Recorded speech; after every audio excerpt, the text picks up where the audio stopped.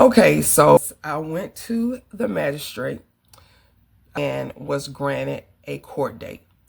I felt really good at this time because it was empowering to know that it was the state versus the neighbor. So what that means is I had a district attorney to fight for me on my behalf. And the onus was basically on the neighbor to prove that she was not or did not communicate threats, right? So what eventually happened is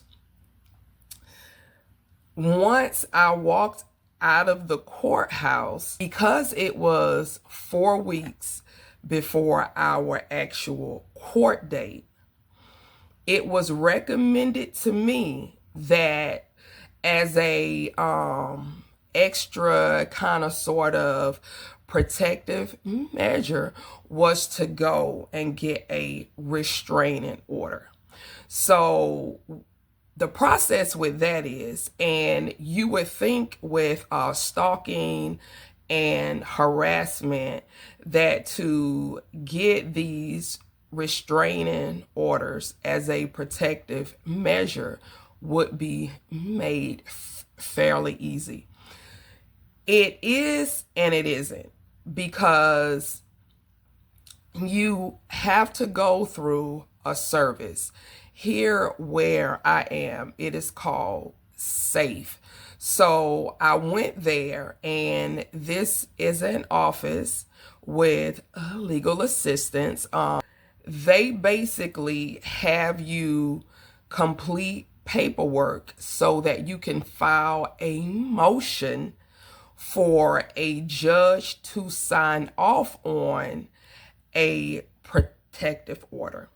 Now, for those of you that are not aware, a restraining order is different from a protective order. So a restraining order is for when you have a domestic situation, meaning either you are living with someone or you are related. Okay. When it comes to a protective order, that is for individuals that are not related and do not live together. So it is basically considered a civil matter. So I complete all of the paperwork, the motion is filed. Now, here is where it can get frustrating for some. You could be sitting there for 15 minutes. You could be sitting there for 2 hours. If you leave, then there is no action. Luckily for me, I have the kind of work and career situation where I make my own schedule. So I have the power agency to have flexibility. If I was somewhere where I was on a strict and tight schedule, I might not have even had the time to wait. Again, that's another roadblock, because this is a legal process. And if anyone has been through a legal process, it takes time. And so you have to have patience, consistency, and persistence. So I waited, and it was about an hour, because it is in this judge's hands to determine whether or not you will actually be granted the restraining order or the protective order, or when it's civil, which was the case for me. Luckily, because charges had already been pressed and a court date had already been set for communicating threats, the judge signed off on the protective order. Now, with the protective order, it is only temporary. You still then for that have to be granted a court date. You can't have a court date without the person that you are getting the protective order against to give their side. Okay, so now I have two court dates, but the protective order court date was set for 2 weeks away, which is gives me time to have some kind of protection before the actual court date for communicating threats. So I take this document over to the sheriff's department, who is then charged with serving the person. Again, I feel like this is where the legal process does help the victim, because generally, if a person is going to be served, then you would have to pay a fee. I did not. The state took that on. Okay. So waiting for her to be served. You can't serve a person who is ducking and dodging. So a week went by. 3 days before our court date, I called the sheriff's department to see had she been served. She had not been served. On the court date, I'm sitting there and my case is called, and I am told, to my disappointment, that my court date has to be continued because the offender has not been served. I will set the image here of the temporary order and the court date where which I was told the case would have to be continued. So I had to wait another 2 weeks, right? So this 2 weeks runs into the court date. So what happens is 2 more weeks went by and she still wasn't served. And then our court date, it just so happened that she still didn't get served. So whereas I was only looking out for the service for the protection order, the sheriff's department still had not served her for the charges that were pressed. In between all of this, I am still being stalked and harassed. And she is relentless, okay?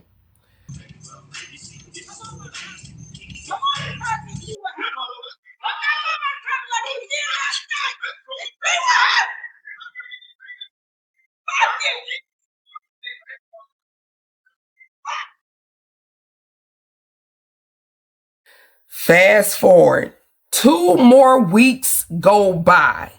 It is Thanksgiving, and she still had not been served. This was at a time where I really didn't know what to do. I didn't want to hire my own lawyer. So what I did was I went to the district attorney's office, and I literally had to sit there and wait for about an hour before a person who is called a victim or witness assistant came out. Now, herein is another legal roadblock, because once the charges were pressed and that paperwork is supposed to go over to the district attorney's office, the victim advocate and the witness assistant is supposed to get in touch with the victim to assist the district attorney with the case. That never happened in my case. And if I had not, again, taken time off my job to go and request to speak to the district attorney, I would have never spoken with the victim advocate. So once I spoke with this person, within about a week, she was served, okay? So, and she was served at her job, which is really on her because she could have just been served at her house. And I'm pretty sure that was embarrassing, but they always try to go to your place of residence first. So boom, after she's served, it's a week before our court date. That infuriated her even more. So she literally ramped up the harassment. Court date comes, and I kid you not, she arrives in the courtroom with an oxygen tank, an oxygen mask over her mouth. She's wearing a blood pressure cuff, and the person with her is carrying about 3 bags. I'm telling y'all, I was like, it was like I was in an episode of Punk, because I'm like, this is the same person that has hours on hours to drive back and forth to my house, life a living hell, and she comes and presents in court as though she's near death. Okay, our case gets called. The the district attorney is there, and she gets called up to the table for the defendant. And I cannot make this up. She begins to wobble back and forth like this, and she's speaking like this. The judge asks her, "Ma'am, are you in need of assistance, or can you proceed?" She goes, boop. She fake passes out in the courtroom. And of course, the bailiff comes and they're calling 911. So court just has to be stopped for everybody. So guess what this means? Everything has to be continued. I have to have another court date, which is even further away. So this date was mid-December. We don't go again, y'all, until the end of January. And what do you think is happening during all of this time? Insert the video.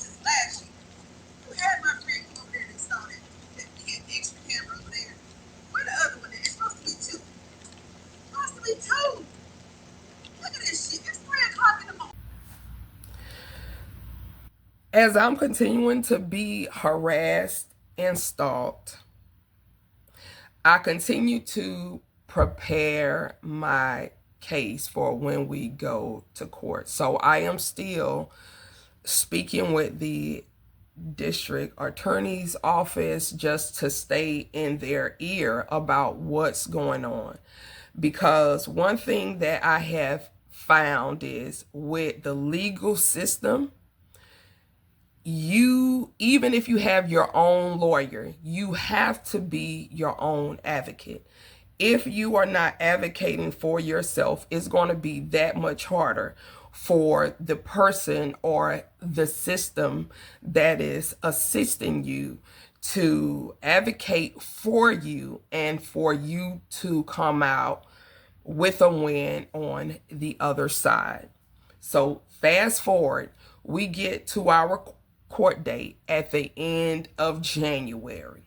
She comes in again with the oxygen mask, with the blood pressure monitor. She's at the front of the court, and I, again, kid you not, the animated theatrics were ×2. She whips out an inhaler and starts to shake it and puff, puff, give, okay? Puff, puff, give. Now, anybody who has asthma, like I do, you know that you are only supposed to take your rescue inhaler about 4 hours apart. So you take 2 puffs. You really should not take it within 4 hours, okay? Because what it does is it accelerates your heart rate. So what I knew she was doing at that time by taking that inhaler every 10 minutes was she was trying to raise her blood pressure, basically raise her heart rate. So what happens again? We are called up front, and she gets there, and she can barely stand up. They call a medic. The medic comes in. She has this elevated heart rate, and guess what happens again? We have to have a continuance, and she's taken out on a stretcher with an ambulance. Y'all, I cannot make this up if I wanted to. This is a real story. This is what happened to me. So again, not only are we not able to have the case for communicating threats, we still cannot get the judge to sign off on a permanent protective order. So I am still going through everything that I am going through. Fast forward 3 weeks later, we are able to get through the case. And it was mainly because the judge who was there saw and heard from the assistant district attorney that this was our 3rd attempt to have this case seen, and she felt like it was most important for me as a victim and for the public good that this case went through. Now, let me stop here and say, when you have local elections and you have to choose judges in your county and district court judges, you need to vote, because the safety of you and your family, as well as everyone in that city or county, is dependent upon what decisions this judge makes. And thank God that on that day, I had a judge who was not about the nonsense. And he basically said to my neighbor, we're either going to finish this today or I'm going to hold you in contempt of court, because you have managed to wait here for 2 hours with no problem. So we proceeded. And what eventually happened was they took about a 30-minute recess, and she decided to plead down, and the district attorney asked me what did I want to do. I said, okay, well, I would like for her to go ahead and sign off on the permanent protection order. Now, this was me giving her like 100% leeway, because I basically had what I needed for the court to actually find her guilty. But I felt like, okay, she's got this state job. Surely she doesn't want to lose her job, because at the job that she has, you cannot have that kind of conviction on your record. And again, like I stated in my last video, I'm thinking the judgment of a reasonable person is, okay, let me go ahead and simmer down. So we both sign off on the protective order. The judge signs it, and we're done. I then take that paperwork to the sheriff's department, and it's now on file. So it is record in the law enforcement database, so that if anything happens, I have this protective order, which I thought was going to easily protect me. If she harassed me again, I will show the protective order here. And what it reads is, it is ordered that the defendant shall not visit, assault, molest, or otherwise interfere with the plaintiff. The defendant cease stalking the plaintiff. The defendant cease harassment of the plaintiff. The defendant not abuse or enter the plaintiff. The defendant not contact the plaintiff by phone, written communication, or electronic means. The defendant not enter or remain present at the plaintiff's residence, school, place of employment, and other places listed.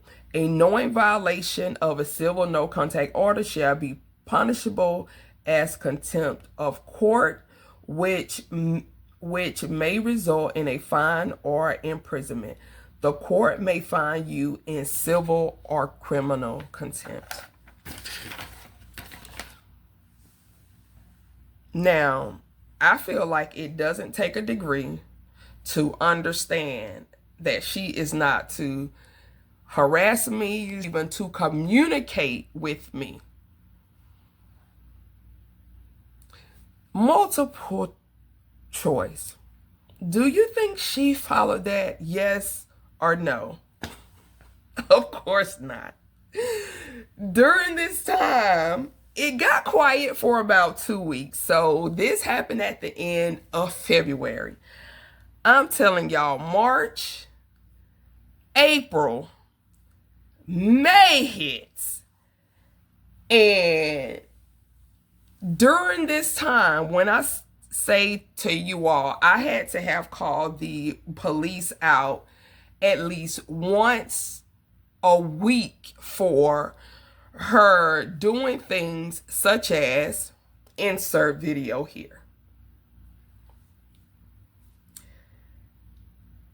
All the things. She got so bold as to drive her car in front of my house, cuss me out with the security camera recording her, honk her horn to the top of the top, and drive back off to her residence, which is located across the street from me. All captured on my Google Nest security camera.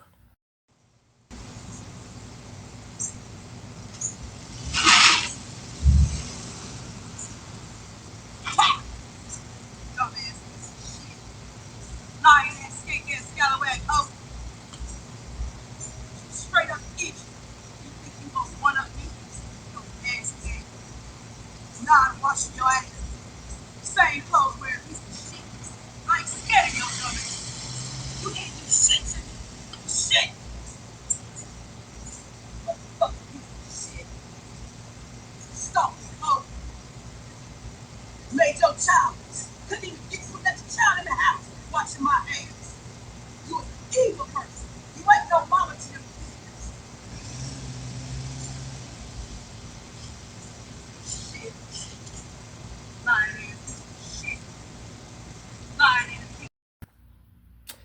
So what do? I call the cops. They come out. They watch the video. And I'm told, well, because we didn't see her do it, there's nothing we can really do. It's a civil matter, so you have to go back to the Safe Link office and file a motion to hold her in contempt. So here I am again, taking off time from work, away from my paying job for about the fourth or fifth time, okay? Just to ensure that the law can do their job and serve and protect me. So I have to then stop what I'm doing, go to the safe office, and file for her to be held in contempt. What happens then? Then you have to wait, if the judge signs off of it, for what to happen? For her to be served. At this point, she no longer has a job. So when she sees the sheriff's department come, what does she do? Duck and hide, duck and hide, duck and hide. So about a week passes. And because I think she saw that there seemed to be no power in the police coming out and they just wouldn't do anything. So she gets bold enough to, as I'm coming home, she literally does this. I ain't moving. Nope, you gonna stay right there. I ain't moving. All that stuff, all them cameras been exposed. Even the one in the yellow flower pot. You can't hide that stuff. You can't hide nothing from me. You can't hide nothing from me. So as she's standing in the road in front of my home, obstructing my way through and cussing me out and violating the court order that says the defendant shall not visit, assault, molest, or otherwise interfere with the plaintiff. The defendant cease stalking the plaintiff. The defendant not contact the plaintiff. So I use my cell phone and I call 911. I let them know what's going on. Once I get off the phone, I then take my phone and I record her, right? So I record her. And this went on. It took the cops about 10 minutes to get there. She's still in the street cussing me out when they get there. They talk to me and then they speak to her. I show them the protective order. They say to me, well, you're going to have to go down to the magistrate and see if they can hold her in contempt. I said, but you all are here and you see her harassing me. And they was like, well, we could get her on disorderly conduct, but she's not really loud. It's just, we'll go talk to her. It was at that time that I was getting information that was being shared with me by another neighbor. And she served as a really, really great resource for me because she cared. She and her husband saw what was going on and they came and they actively let me know that they wanted to help in any way they could. And one of the ways that she did that was finding out how we could get law enforcement to move and actually enforce this protective order. So what I found was I could call internal affairs and request to speak to a sergeant, which is what I did. So what that sergeant at the time said to me was that she should have been arrested probably numerous times, and she told me, if anything happens again, what you do when they say to you that there's nothing they can do, you request a supervisor. So that's what I did. I requested a supervisor. Their supervisor came out. He was a sergeant. He read the protective order. He didn't even come and speak to me. He went up, and I'm going to insert this video right here. It was a small win.